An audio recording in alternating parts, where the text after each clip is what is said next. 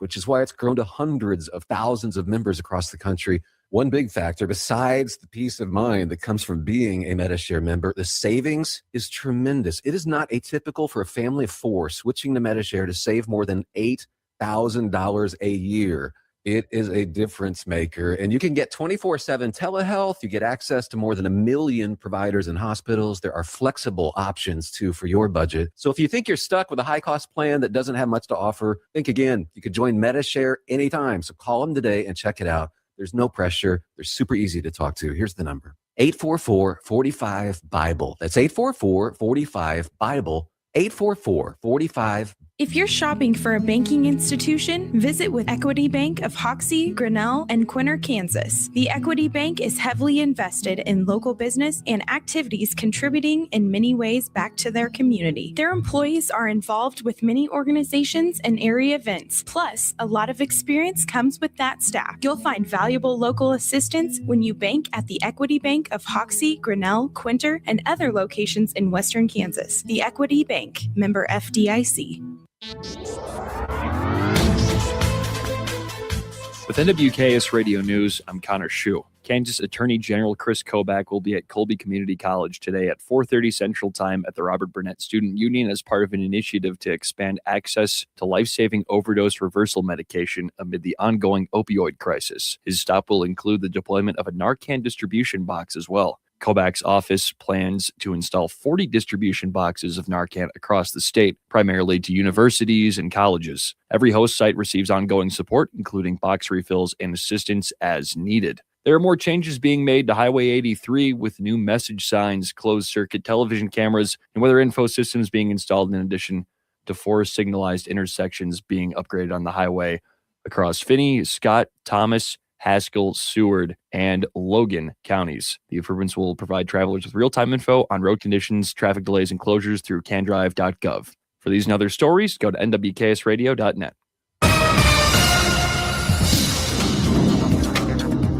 Dense fog is developed overnight across the entire area, and drizzle will hang through midday, and a dense fog advisory is in place. Visibilities of a quarter mile or less are possible, but temperatures will stay above freezing in most areas, but places west near the Colorado line may see some patchy freezing fog, making bridges slick. An approaching low-pressure system that's causing the fog will lead to cloudy afternoon and southeast winds turning to the north at 15 to 25 miles per hour, keep highs in the 40s. Scattered afternoon and evening showers will remain possible in areas along and north of Highway 36. Tonight, clouds will hang tight and winds will turn to a west at 5 to 10 miles per hour, lows again staying above freezing. Tomorrow it becomes mostly sunny with light west winds continuing, highs in the mid-50s to low 60s, lows in the mid to upper 30s. Thursday, increasing south winds 20 to 30 miles per hour, and warming temperatures into the 70s. This meteorologist Chris Schromick in the NWKS Radio Weather Center.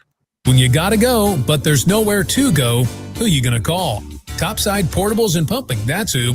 Weddings, job sites, farm parties, they've got clean, reliable porta potties that don't stink, literally. And if your septic tank smells worse than last year's chili cook-off, they'll pump it out fast. No mess, no fuss. Family owned, Heartland values, always ready. Call 785-728-8089. That's 728-8089. Topside Portables and Pumping. When duty calls, they answer. Looking for insurance that actually puts you first? At the insurance agency in downtown Goodland, we're independent, which means we work for you. Whether it's auto, home, crop, or business, we shop top carriers to get you the best coverage at the best price. No pushy sales, just honest advice from people who live right here in your community. Give us a call today at 785-899-5011 or stop by 1020 Main in Goodland and let's get you covered. The Insurance Agency. Insurance the way it should be. Kick off 2026 ready for whatever winter brings. At Hoover Lumber Ace Hardware in Goodland and Colby, they've got the gear to start the new year strong. Get organized with rugged storage totes. And when the snow starts falling, if it does, power through it with Ego and Craftsman snowblowers. Or if it's just the light stuff, blow it away with Ego leaf blowers. And don't forget ice melt to keep your sidewalk safe all season long. New year, winter ready. Hoover Lumber Ace Hardware in Goodland and Colby. Helpful folks, trusted brands, and everything you need to get it done. Looking for serious truck savings? Head to Hurl Chevrolet GMC in Goodland and check out these Chevrolet deals happening now. Drive home a 26 Chevy Silverado 1500 Custom with up to $6,000 in rebates, now just $45,335. Need more features? Step into a 2026 Chevy Silverado 1500 LT with up to $5,750 in rebates, now $52,040. Power, capability, and value, all backed by the Chevrolet name. See the lineup today at Hurl Chevrolet GMC in Goodland, online at hurlchev.com. At Ray Community District Hospital and Clinic, they believe in promoting healthier living through compassionate quality care. From state-of-the-art maternity care to life-saving emergency services, their dedicated team is there for you and your family. Whether it's managing diabetes, navigating recovery, or receiving specialized treatments, they're committed to your well-being. Discover the difference a community-focused hospital can make. Visit rayhospital.org today to learn more. Ray Community District Hospital and Clinic. Your health, our priority. You ready? Ready?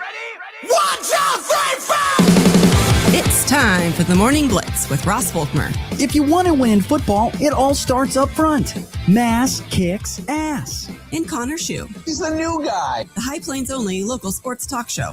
Broadcasting live on Goodland's Rocket 102.5 and video streaming on YouTube, Facebook, and X. They're basically idiots. Covering it all from the preps. Up ahead to Blair Lennon. Lennon, the crossover, back to Cure. Hello, boom! A two-handed tomahawk flush. To the pros. Shotgun snap to Nix. Protection is good. Bold loads it up. He's got it. A receiver there. Franklin makes the catch in the end zone. Touchdown, Denver. The Blitz is presented by Hurl Chevrolet GMC, Hoover Lumber Ace Hardware, and F&B Bank. Along with Equity Bank of Hoxie, Quinter, and Grinnell, the Insurance Agency, Pest Away LLC, Topside Portables and Pupping, and the Farmer State Bank in Oakley. Let's go to work. Tajon Sawyer was passing it to Grant Kepley. Sawyer with a right lane drive. Kepley found him. Sawyer slipped towards the hole, slams it down, and the Grizz are within 2. A blast, high and deep to left field. Way back. Pucker up and kiss that baby goodbye. Measures out a 3 and drills it. Christian King puts it in. The emotion just pouring over on the Bobcat bench. Plata at the left elbow. Hands to Bateman, a 3-ball on the way. Yes, sir, right there. Jamarian hits his second 3 of the game. Scored on the glass. A Gumbawali open. Sidestep three-pointer. Drives it. Missed. Comes all the way back. They are going to the championship in Miami. Good Tuesday morning, everybody. We are back and rolling on the Morning Blitz. Ross Volkmer, Connor Schuh here on Goodland's Rocket, KLOE, NWKSradio.net, and the Hurl Chevrolet GMC video stream on YouTube, Facebook, and X. Salute to you all out there that have decided to join us here on this foggy March the 3rd. At least it is here in Goodland. I don't know, was it foggy in Colby there, Connor? It's incredibly foggy here. Like I said, I always judge it, as I say many times, by the water tower. You know, I can see the water tower about, I don't know, quarter of a mile, a little over that. And I can still see the water tower. It's a little hazy, a little foggy, but I can still see it. So it's not terribly foggy, at least here in Goodland.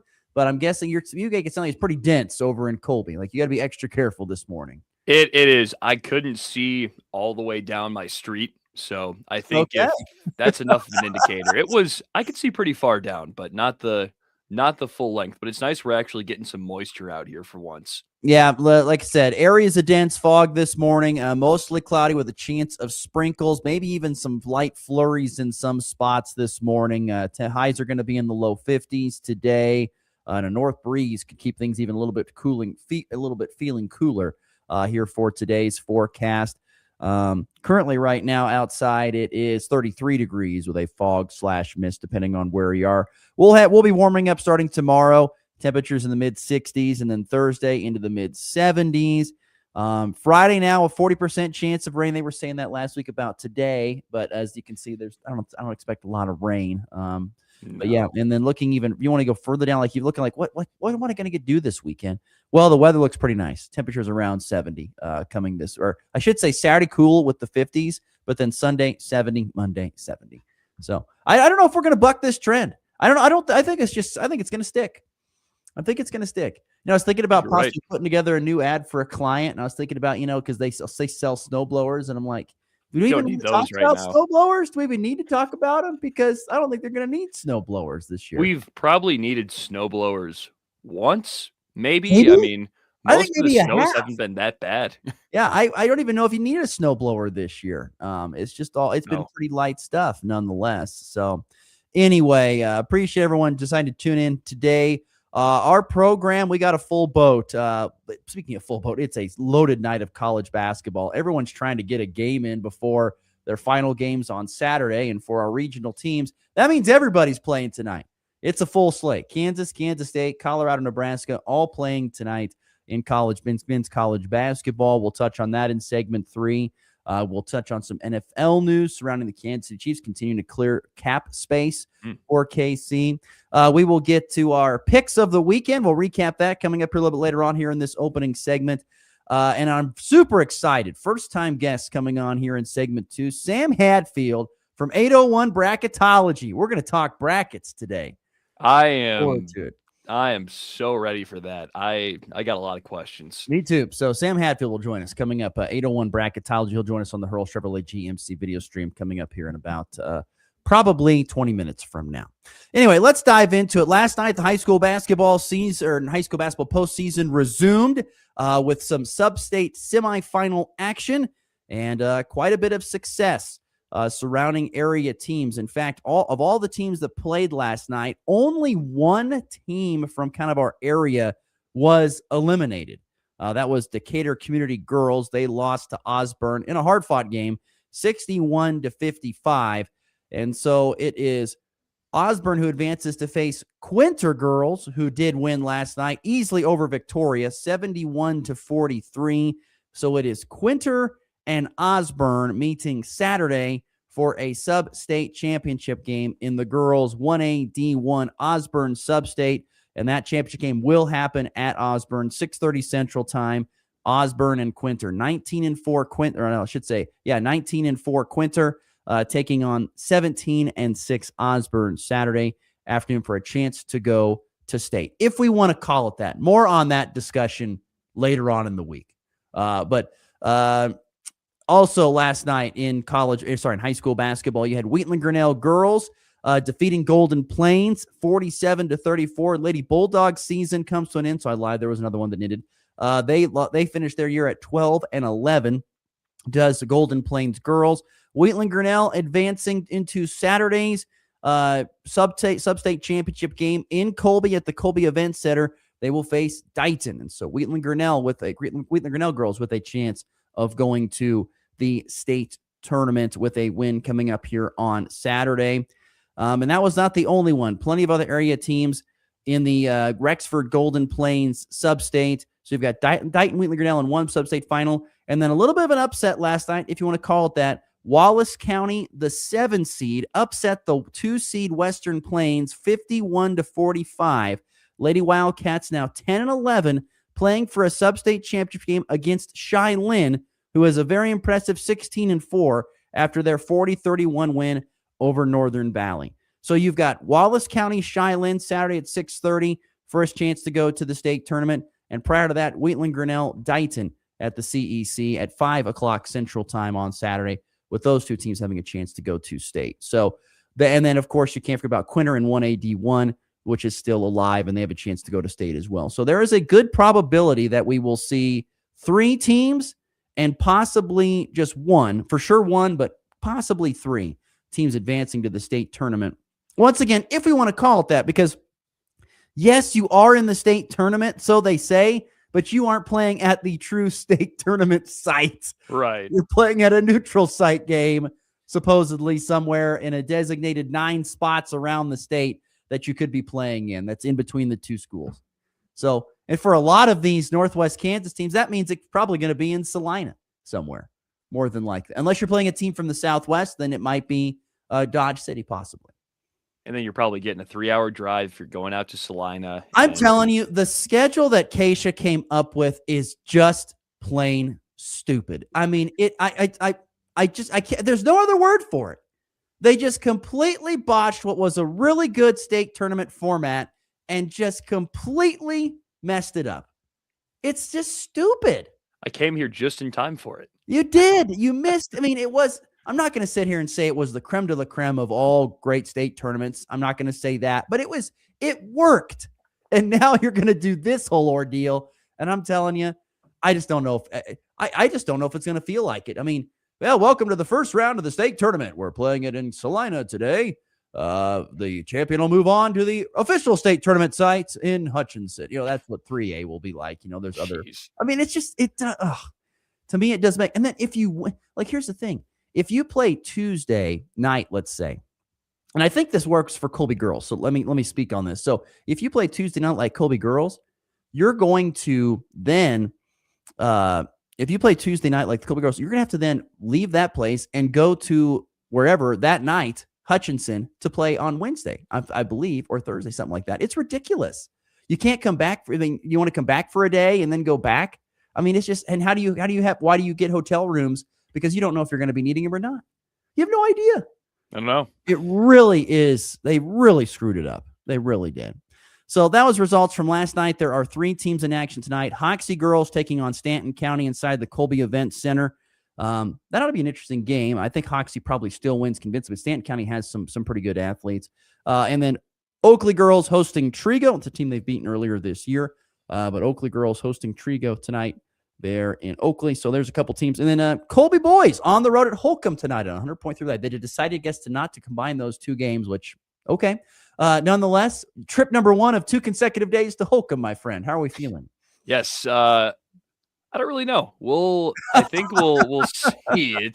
I don't think the trip's going to be too bad because, I mean, each game's at 6 o'clock, so I'll still manage to get home.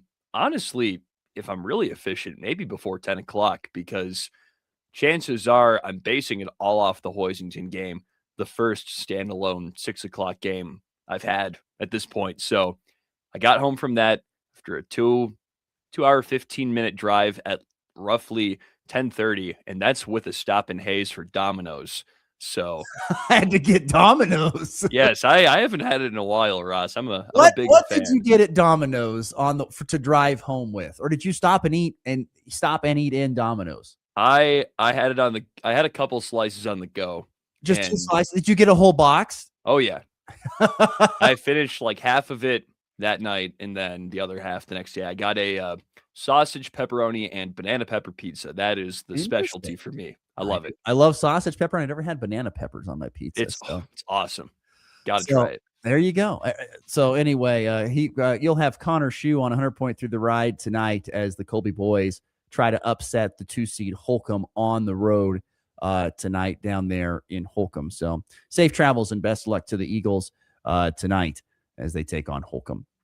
So that's the high school basketball slate for what happened last night and it's happening tonight. I think it's time to transition. I said we need to get to our picks of the weekend recap. And so, once again, let's get to it. Picks of the weekend recapping things. I can't believe it ended up like this again. So it was another tie. Yes. And I thought we went different on a lot of picks, and we still managed to even out somehow. And so I have our records at 6-6, not 7-6 or 6-7, and you'll know why at the end. Okay. So we'll just start off at the top. Nuggets at the Thunder. We both got this one with different picks. I had the Nuggets covering the 8.5-point spread. It was a 6-point game. I watched the end of this one because I managed to get home from Hoisington before it ended, and it was a really good finish. I think Alex Caruso was knocking down some shots, and he hit the dagger and got the Thunder the win. You picked the Thunder.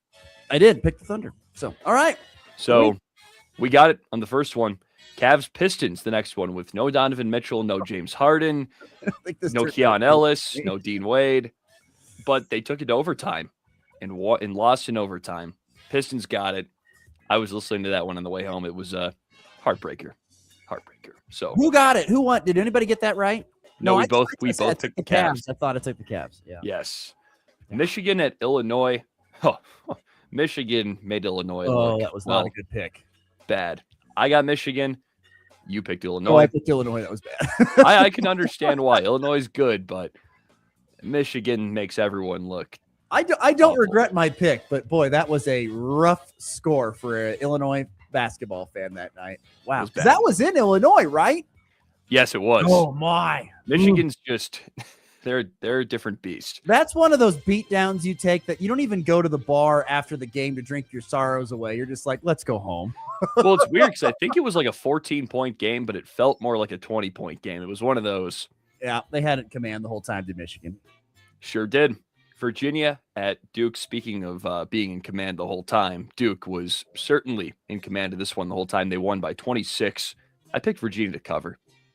Duke, Didn't by happen. the way, capturing the ACC regular season title last night with the win over NC State. Yes, and that was also a bloodbath. It was. Watched a little bit of that in the first half when it was closer. Yeah. And then you picked Duke to win this one, so you got a point. I did not. Miami of Ohio rolls on, and they made it scary against Western Michigan. 2-point game, baby. Had to win it at the last possession. And then some dumb people in the media were saying, oh, well, Miami should beat them by 25. They shouldn't be in the tournament. I hate that. Oh, man, they're stirring up a lot of controversies, man, because their coach, Travis Steele, knocked over $3,000 worth of equipment with a DJ there, I think, at Western Michigan at halftime in frustration. Yes, he did. He has since called and apologized and said, I'll pay for the $3,000 in damage. And then Bruce Pearl, I think, last night on TV made some comments saying they'd finish last in the Big East if they played in the Big East Conference. He did. He referred to Auburn as we, which is a total no-no. You never do that. On national media. And anyway, Miami of Ohio athletic director got after him on Twitter. I'm telling you, there's some drama, some stuff. There is. Days of Our Lives, Miami Red Hawk edition. I thoroughly enjoyed David Saylor, the Miami AD, getting after him on social. I saw the post. It was hilarious. And also, case in point, for those who don't know, Auburn is now coached by Bruce Pearl's son, Steven, and they're horrible, but they're still in tournament picture because they beat like two good teams, although they're 14 or 15 and 14. But Can that's we get besides the Miami of point. Ohio against Auburn in the first round of the tournament, please. I would love that. That's a first four matchup right there. I could see it. All right, we'll keep it pushing. Number 12, Nebraska at USC. I posed the question, does Nebraska win by 10 plus? They won by 15, I think. So I They picked did. Nebraska to cover the imaginary spread on the road at USC. That was, looking back, that was kind of a crazy spread to put on the road, but it worked out because Chad Baker-Mazara left the game. Literally. In the middle of it. And you picked USC to cover, so I took that one. And then here's another split decision. KU at Arizona. I saw the writing on the wall. Picked Arizona to win. You picked KU to cover. Nope. Did not happen. We Did talked not about this one. It was bad. 20-point game. If there wasn't for Darren Peterson, it would have been a lot worse. Yes. Yes, it would have. So that was bad. 4 combined points from Bryson Tiller and Flory Badunga. Not good. Ugh. Gonzaga at St. By the way, Mary's. forgot to mention, Arizona captured Big 12 regular season title last night Yes. over Iowa State in convincing fashion, by the way. Yeah, that was, oh man, neither team could buy a bucket. There was a moment in the first half. I watched it for 5 minutes. Nobody made a shot. Brick, It was the same score. brick. It was bad for a little bit. Then things started to kind of pick up. It did, yeah. There were some great dunks, particularly in the second half for Arizona. There were some sweet slams, but man, in that first half, no one could buy a basket. It was brutal. It was awful. But yeah, dirty basketball. Gonzaga at St. Mary's, the final West Coast Conference. Got this installment one. of this I know one. that. You did. You picked St. Mary's, and I thought about picking St. Mary's because I wanted to believe in the magic of the team that was going to stay in the West Coast Conference, but I guess I didn't. I picked Gonzaga, and St. Mary's won. I don't think convincingly, but I mean, win's a win. So I wish I would have watched this one. I saw a little bit of it, but not all. Colorado at Houston. Whew. Colorado within 15, I asked. I said no. Yeah, you said Houston was going to cover that up. I believed a little too much in the Buffs. Houston almost didn't- quadruple covered that. Almost. Yeah, that was disgusting. Bad display from CU, who is well out of it. Texas Tech at Iowa State. We both picked the Cyclones for this one. We were both wrong. So, yeah. tough one. Was that in Hilton too? It was. Golly, what a win for Texas Tech. I'd say give them credit. Grant McCashlin, they have fought hard despite losing their best player. I know I respect it. Great coaching job, but Iowa State was favored by 7.5 in that game as well. Wow. Crazy. Purdue at Ohio State. You knew which way I went. Yeah. I know the history, the recent history of this team against Purdue, and it happened again. Ohio State upsets Purdue on its home floor, court storm, the whole thing. It was great. Might be the win that saved Jake Diebler's job. Correct. It's that and the fact that he got one of the top freshmen in next year's class. He got a 5-star. So it's those two things he's hinging on right now. So yeah, split that one. And TCU at Kansas State, I think I picked Kansas State way too often in this. They did not win. You picked TCU. They won by, I think, about 10 points. It was a decent margin, but wasn't a bludgeoning, I wouldn't say. Yep. And then here's the one where I got to ask you what you think we should do with this one. Okay. I asked about the KU Minnesota baseball series. They split 2-2. Yep. And I picked Minnesota to win, and you picked KU to win. Right. So what? Just give what us do you both think? wins, and we'll call it good. What if we flipped a coin? Sure. Fine. Why not? Here, let me get the coin flipped. Fate. All right. Are you getting the coin flip deal up on the screen here or something? Yes, I don't know how I don't think I can get it on there, but all right. So I just have to believe you. Jeez, I'll get it up on my phone and show it to the camera. I think that makes it more fair, right? Fine, that'll work. Whatever you want to do. Okay. Here we go. I was willing to give everybody wins, but he wants to flip a coin to see who can take this 1 point in the lead. All right. Break the tie. Here we Heads go. or tails? Oh, tails. Tails, baby. All right, here we go. Hit it. That's heads. Dang it. I guess I'll buy it. I don't know what were the symbols on that coin? Looked like I don't know. That's the one that Google generates. So all right. Picks of the weekend. I win. With a coin toss. There you go, Coin folks. toss On is the Hurl huge. Chevrolet GMC Video Show, we had our first ever virtual coin toss, and Connor Schuh wins it. I feel like Marty Lehman. I can't win a coin toss. I feel like Marty Lehman. Can't win one. That's all right. Well, so Connor now with a 1-game lead at this point in time in the overall standings. Yes. So what is the record for you and me in the overall standings? I'm 60-43. You are 59-44. So we're we're there. still in the black here, people. I mean, we're still making money. We haven't completely lost our heads. If we just, didn't put more money on the bad ones and less money on the good picks, So there you go. Picks of the weekend. And look at that timing. Done perfectly in time. So there you go. Picks of the weekend. Connor Schuh with the lead currently as we head into our next week of picks on Friday.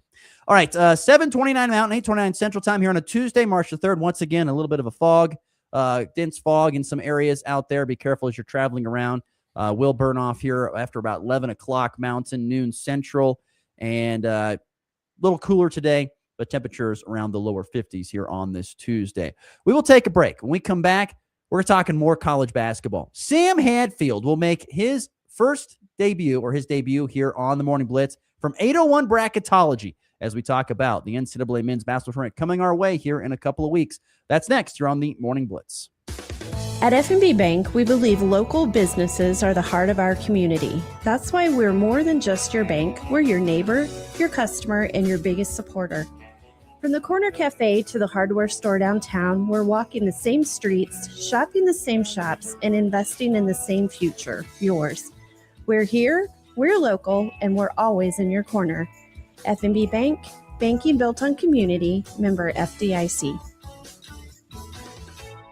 Are pests making your home or business uncomfortable? Call Pestaway in Goodland, Kansas, serving all of Northwest Kansas. They provide top-notch pest control services to keep your space safe and pest-free. From ants to rodents, termites to spiders, our expert team is here to help with effective, safe, and affordable pest control solutions. Don't wait. Call Pestaway today at 785-728-7166 for fast, reliable service. Your home or business deserves the best protection. It's time for a check of the markets with the Anderson Trade Group on the Kansas Farm and Ranch Radio Network. Good morning, Jared Law with the Andersons in Overland Park, Kansas, with your morning market update. Tuesday, March 3rd, the overnight session. May corn up 4 3/4 at 4.50.5. July up 5 1/4 at 4.59.5. September up 3 3/4 at 4.59 1/4. And Dees up 3 1/4 at 4.73 1/4. Soybeans on the May up 11 at 11.75. July up 11 at 11.88. November up 6 1/4 at 11.35.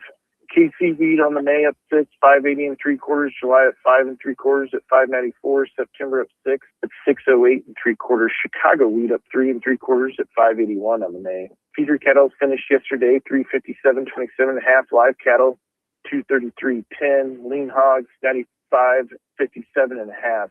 Crude oil futures up 5.33 at 76.56. Gold futures down 144.60 an ounce at 5,166.10. Silver down 6.58 at 81.96.5. U.S. dollar index trading either side of unchanged. Dow futures down 951 at 47,994. S&P futures down 121 at 6,766.25. If you need to move any cash, grain, or want to talk about risk management, you can reach out to myself, Jared Law, Tom Sluto, or Tyler Gosh, 913-748-3000. If you're out in Colorado, you can reach out to John Hinkie or John Stiles at 970-744-4484. The Anderson Trade Group, proud market partners with Kansas Farm and Ranch Radio. Find out more at andersongrain.com. The risk of loss through trading futures and or options is substantial, and each investor or trader must consider whether this is a suitable investment. Past performance, whether actual or indicated, is not indicative of future results. The Anderson Trade Group has no guarantee that the advice given will result in profitable trades. If you're buying or selling cattle, make your first stop livestockmarket.com. Bred cows, heifers, pairs, bulls, and frozen genetics, even feeder calves. You'll find them all at livestockmarket.com. Livestock Market features private treaty sales, online auctions, and live production sale bidding. You'll also find horses, sheep, goats, and hay. Check out the free Livestock Market magazine wherever you pick up Tractor House and download the Livestock Market mobile app today. Every bag of FiberMax cotton has 220,000 seeds chock full of innovation, like advanced genetics for longer, stronger fiber, which means 220,000 reasons to hear, "You got what premiums?" And new Accent Flex technology for powerful weed control, which means 220,000 reasons to say, "Heck yeah, I grew that." FiberMax cotton from BASF. Innovation in every bag. Always read and follow label directions. All the sports you love, all in one place. Ooh, this will come in handy. This is the Morning Blitz.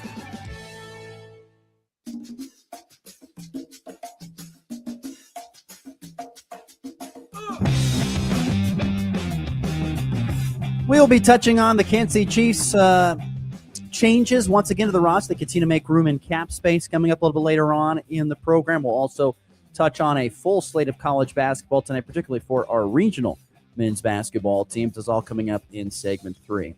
But I am super excited. I've been looking for a person to talk bracketology with us for some time now, and we are pleased to welcome onto the Hurl Chevrolet GMC video stream for the first time making his Morning Blitz debut, Sam Hadfield from 801 Bracketology. Sam, good morning. Thank you so much for joining us, sir. How are we doing today? I'm doing great. It's good to be with you guys. I appreciate y'all having me on. It's finally March. We made it. We did. I have a random question for you. So how do you get into bracketology? Is it a passion? How did you get into bracketology? Give us your backstory on 801 Bracketology. Yeah, that's an awesome question. One that I love to answer. So I have always been a huge college basketball fan. I'm actually local to Utah. And so I've been a big BYU fan my whole life.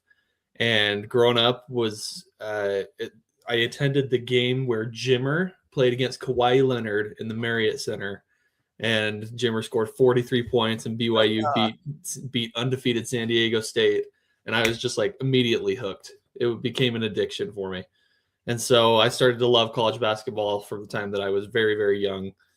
And then in the year 2020, right before COVID started, I was following BYU pretty closely because they had a pretty good team that year. and was watching the bracketologies on various sites, and I was like, you know what? I think I could do this.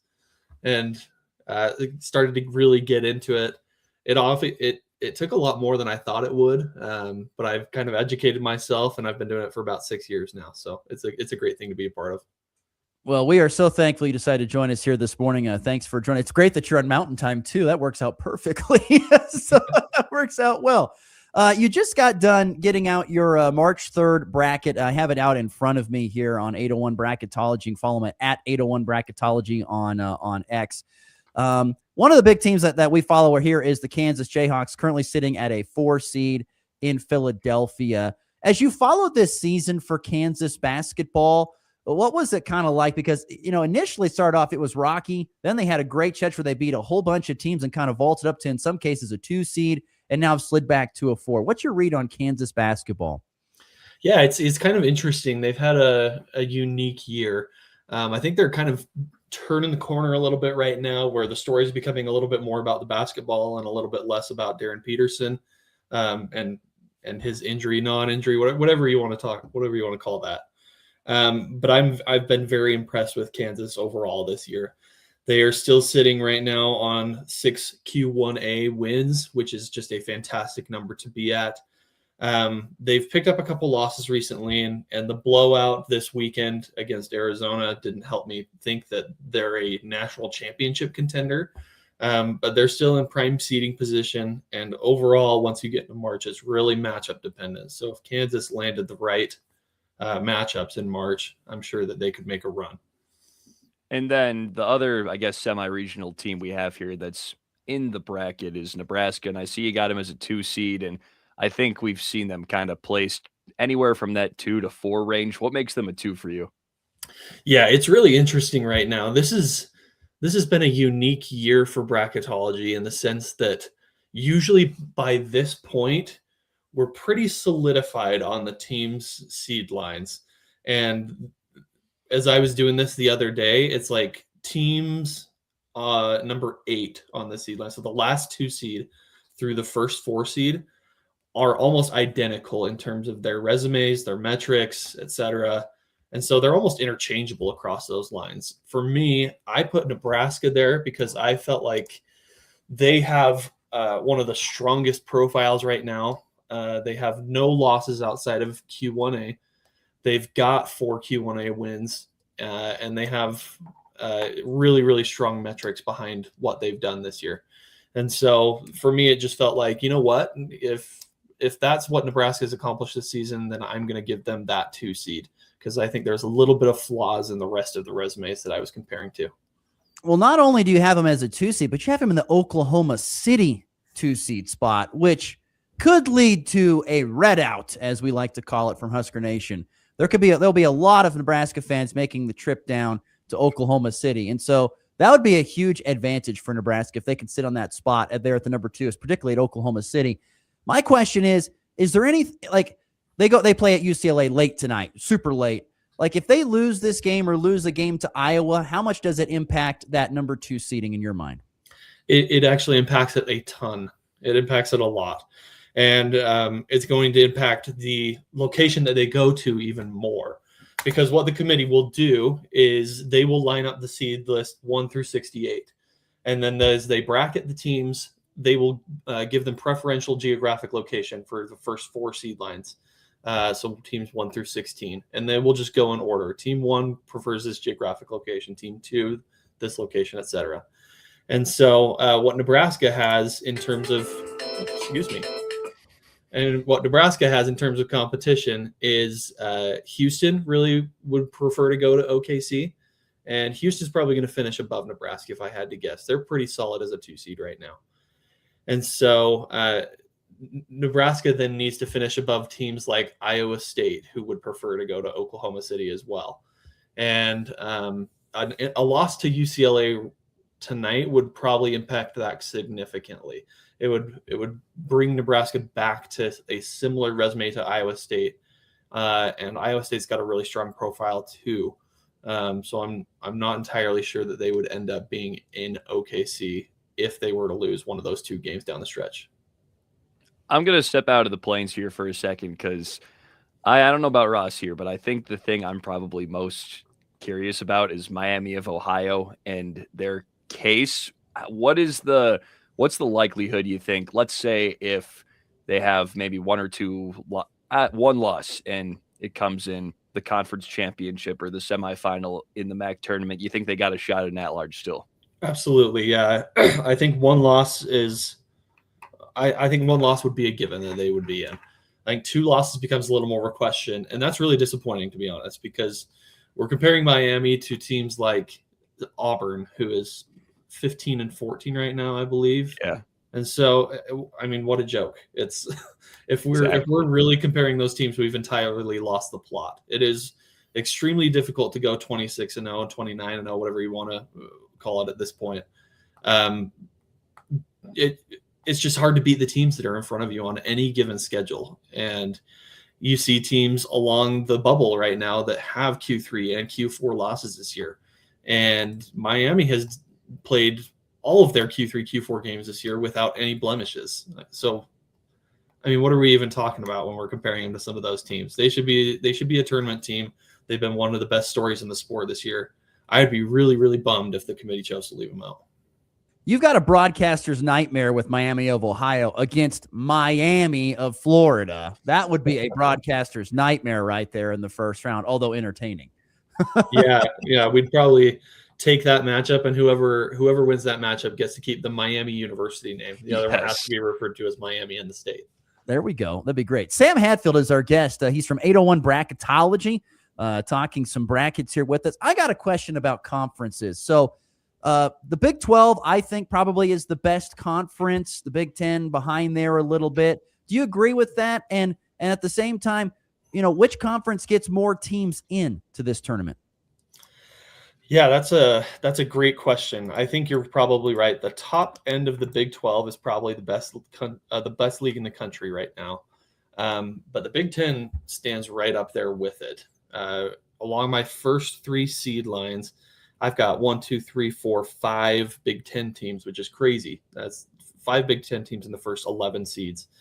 The SEC is probably just a hair behind those 2 leagues if I had to estimate. But some of the mid-tier teams in the SEC are really going to control the bracket this year. And so I think the SEC is actually going to end up with the most bids going into March. It won't be as many as they got last year. Last year, they had a historic 14 bids in March. I'm anticipating that they'll be around 10 or 11 this year. And it'll be a fun tournament because I think it's a little more balanced than it has been in past years. So right now I've got 10 SEC teams in, 9 Big 10 teams in, and 8 Big 12 teams in. I'm curious what you think about the bubble this year because, like usual, it's not super strong, but out of the teams you've got in that last 4 in or 2 teams locked into the 11 seed, who do you think is most likely to drop off the bubble? Yeah, I'm glad that you brought this up. And if you're going to give me a platform, I'm going to preach. This is the perfect argument for why we should not consider tournament expansion. We're looking at horrible bubble teams. And I mentioned Auburn earlier. If we expand this thing to 76 teams like the NCAA wants to do, we're talking about 15-14 Auburn as a lock for the tournament right now. That's a joke. That's a complete joke. Yeah. But I think teams that could fall off along the seed line, is that your question? Yep. Oh, man, that's tough because so many of them have kind of fallen off already. Cal was a big one this weekend that lost a Q3 home game to Pitt and fell out of my bracket. I think Texas A&M is playing with fire a little bit right now. They have been in my bracket for weeks on end, but they've lost several games recently, and they're sitting right now in my last 4 ins, so they would be a team in Dayton. I'm not sure that they're going to end up making it. They've gone on too much of a losing streak for me recently. Sam Hatfield, 801 Bracketology, our guest here on the Hurl Chevrolet GMC video stream on this Tuesday. On that same question, whether it's a team that's locked in but is messing with seeding or a team that is on the bubble who, like you said, is kind of playing with fire a little bit, who needs to be on their best behavior here over these last 2 games of the regular season in order to either solidify their tournament picture or put themselves in a better position? Is there any team out there that you're like, boy, if something happens to this team, we've got Treve. You kind of said Texas A&M there. I was curious if there's any other teams that stand out in your mind like that. Yeah, a couple others, I suppose, that aren't quite on the bubble yet, I would say, but are nearing there. NC State and SMU, both ACC teams who have gone through pretty rough stretches recently. I know SMU has a significant injury that they've picked up on their roster, but they've lost a lot of games in a row. NC State is one of the more confusing teams, I think, right now because they've lost 5 out of 6, and the only win in that span was a complete blowout against North Carolina, and nobody would expect that. But I've got both NC State and SMU as 10 seeds right now, and I think they're both playing with fire as well. Where if they were to lose down the stretch and lose one of those first ACC tournament games, you may be looking at them outside the tournament looking in on Selection Sunday.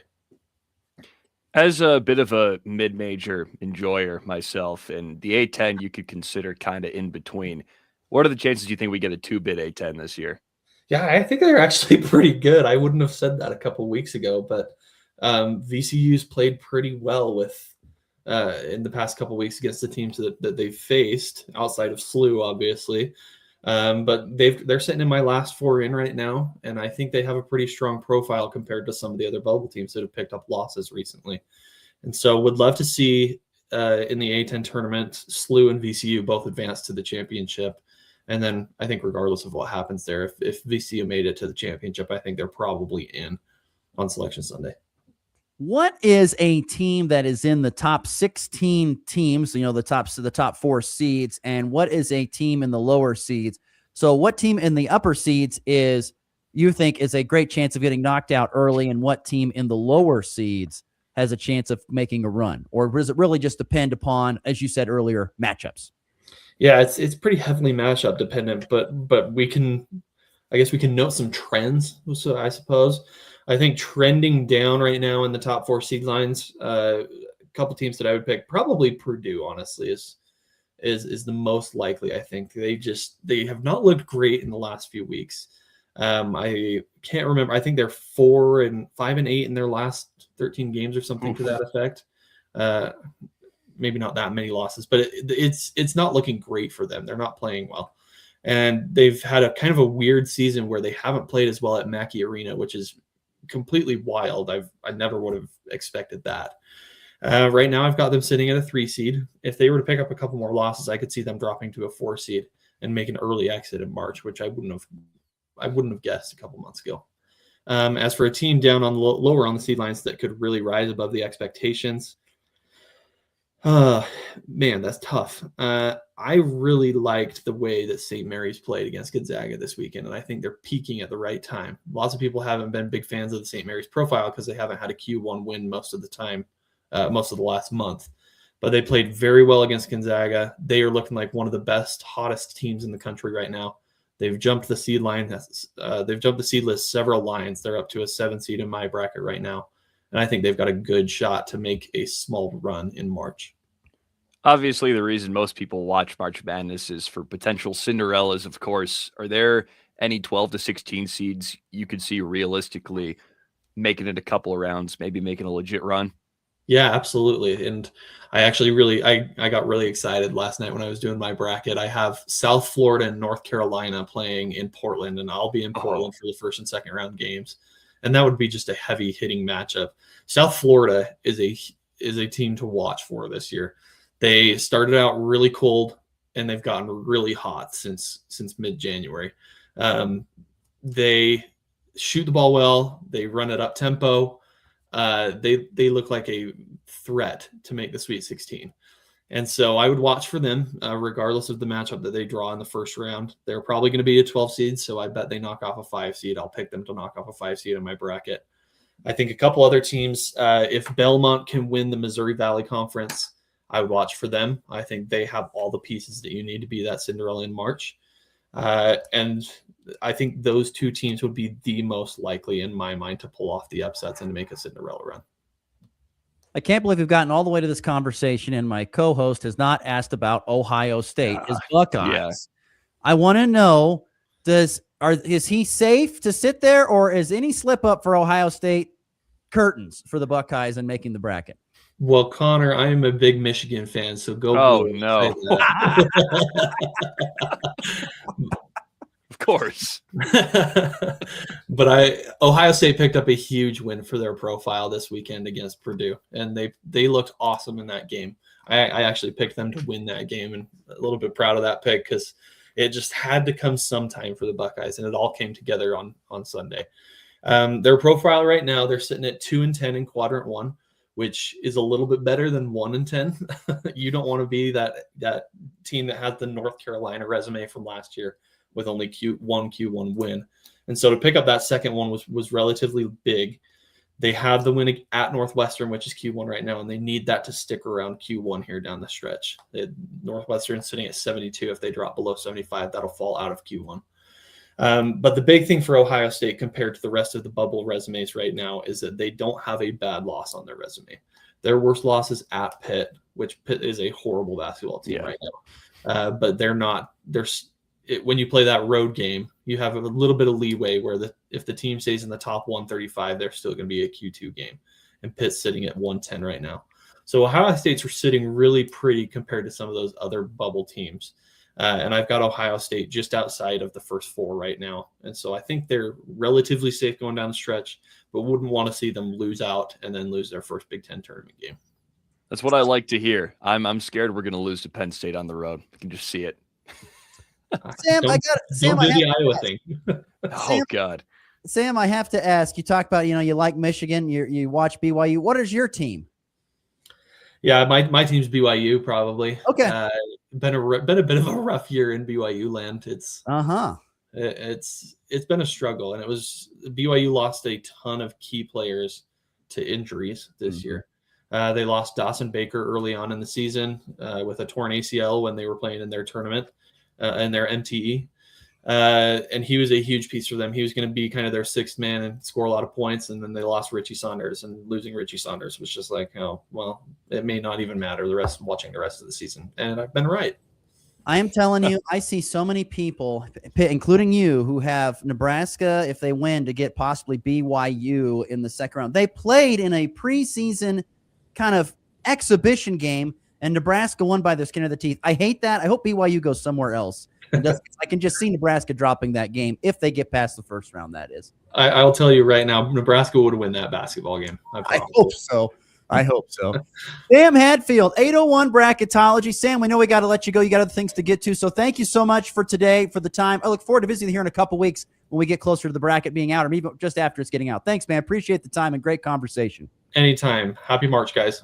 Hey, thank you. Once again, great stuff there. Sam Hadfield. That was wonderful. That was fantastic. That was awesome. Thank you, Sam, for answering my X message.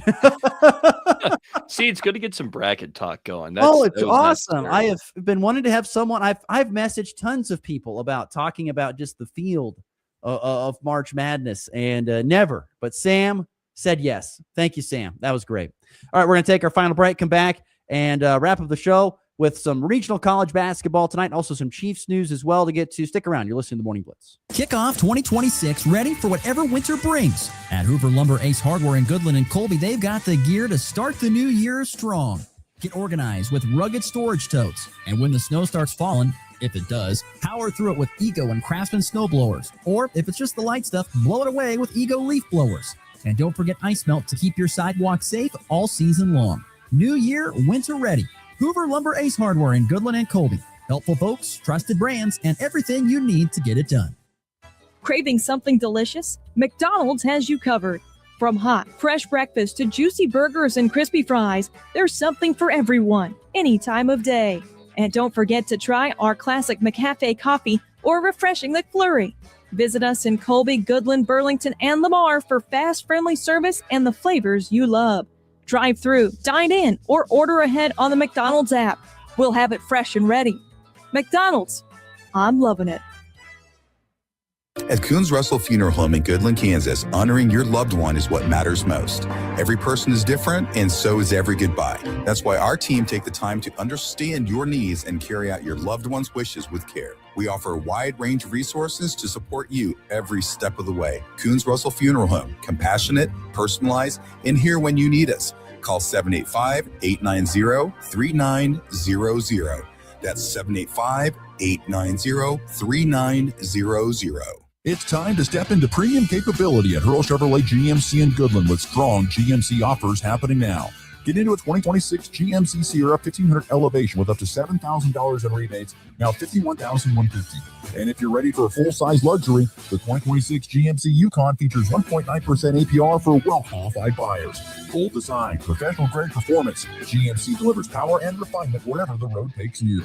Visit Hurl Chevrolet GMC in Goodland today or online at hurlchev.com. It's the Morning Blitz. We're having a great time, couple of laughs, everything's nice. Weekday mornings from 7 to 8 Mountain, 8 to 9 Central.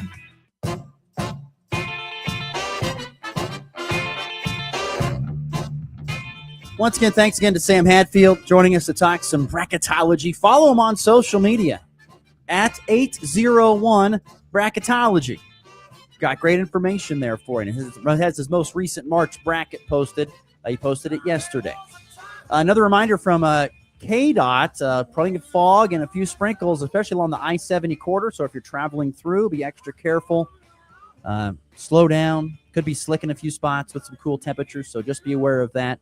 Fog's supposed to lift around 11 o'clock Mountain, noon Central Time today. FNB Bank text line 785-899-2222. Michael chimes in about your Domino's. He says, Domino's 6 cheese Wisconsin za is the bomb, is what he says. I'm not familiar. I'll have to give it a shot. Sounds like you're going to need a correct all, Michael, is what it sounds like to me with all that cheese, amigo. Mentioned full slate of college basketball tonight. It couldn't get much fuller for college basketball on a Tuesday. Usually we see, one team, maybe 2 teams playing from our region on the same night. Not tonight. Heck no. Let's just load them up. K-State hosts West Virginia at 6 o'clock Mountain, 7 Central. By the way, West Virginia 2.5-point favorites on the road. Welcome back to Kansas. Former Goodland Cowboy Jace Hurl, an assistant for the West Virginia Mountaineers. So he'll be back in his home state tonight. Kansas on the road at Arizona State. KU 5.5-point favorites. That's an 8 o'clock Central Time tip. Listen on Father Country 97.9. By the way, K-State's going to be on AM 790 KXXX tonight, but you can watch it on ESPN+. And let's see here. Also tonight, you've got Colorado going to Utah, an old Pac-12 game. The Buffalo's just a 1.5-point favorite on the road there in Salt Lake. And then if you want to have a late night cup of coffee, you can try and stay up with me at 9 o'clock Mountain, 10 Central. You'll be back in time for tip, Connor. Number 9, Nebraska at UCLA tonight. I think I'll be tuning in at least for the first half. By the way, UCLA, a 1.5-point favorite at home over Nebraska tonight. Potential 10-seed UCLA. Nebraska needs this win to stay in the 2-line conversation, it sounds like, according to Sam Hadfield. So we'll see if they can pull it tonight. Going to be a tough one there at Pauley Field. They're very good. UCLA is one of the best teams at home this year in the Big Ten. God, it's going to be a late night. Gosh, that's a super late. To 9 o'clock. 9 o'clock Mountain Time tip. I mean, I'm thinking it's bedtime at 9:30. Right. Shoot. I don't know about you, Russ, but I think what I want to see most out of this game is a Mick Cronin meltdown. Well, then that usually means Nebraska's dominating, so I hope that's what we see as well. I'm not going to say it's likely or not, but I like it. That would be awesome. So a full slate tonight. By the way, Kansas will play on FS1 and then Nebraska, UCLA will follow. So you can watch both those games consecutively on your television. Colorado and K-State are on the plus tonight if you want to watch that. And of course, on your favorite Northwest Kansas radio station for KU and K-State basketball. Once again, K-State on AM 790 KXXX because Connor is on 100 Point Through the Ride with Colby Eagle basketball tonight down at Holcomb. All right, we've got to get to the walk-off.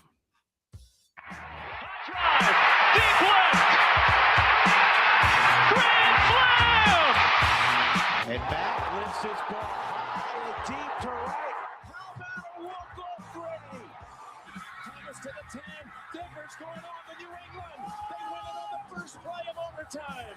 Mahomes flings it. It's there. Hardman. Jackpot. Kansas City. Couple regional and local news and notes to get to. Chiefs are moving on from left tackle Jawan Taylor. About They time. said he will be released at the start of the NFL's new league year on March 11th unless a trade is worked out. That'll help give him about $20 million against the cap taken off the books. He played a lot, 45 games for the Chiefs, but he also led the NFL in penalties by an offensive lineman in 2023. God, he had a lot of penalties. Every time I'd watch the Chiefs, he's either getting beat or he's holding somebody. Or he's lining up way off the line of scrimmage. Yeah. Oh my God. That was, I remember seeing plenty of graphics about that. Oh, geez. He was way off the line of scrimmage. So Jawan Taylor gone there for Kansas City. I'm not even going to hold a Nick Ath. I think we need to have him on. What are the Chiefs doing? They're cutting a whole bunch of stuff. What are they going to do to fill these spots? I'll get a hold of Nick Ath and see if we can have him on talk Chiefs Blitz maybe tomorrow. Also, some softball. Fort Hays Tech Northwest softball yesterday lost both their games to McCook, 16-0 and 12-2. Tech sitting at 1-7 on the season. Colby Community College scheduled to play today, hosting Trinidad State for 2 at Carl Adams Field. Anything to miss from today's program, sir? I think you got it all covered there, Russ. All right. Well, of course, don't forget that Colby boys basketball tonight on the road at Holcomb on 100.3 The Ride, our sister station. Also tonight, Hoxie girls hosting Stanton County inside the Colby Event Center, and Oakley girls hosting Trigo there in Oakley. That's your high school basketball slate tonight. For Connor Schuh, I'm Ross Volkmer. Thanks again for listening. We appreciate you doing so every day at 7 Mountain, 8 Central Time. We'll see you back here again in 23 hours for another edition of the Morning Blitz.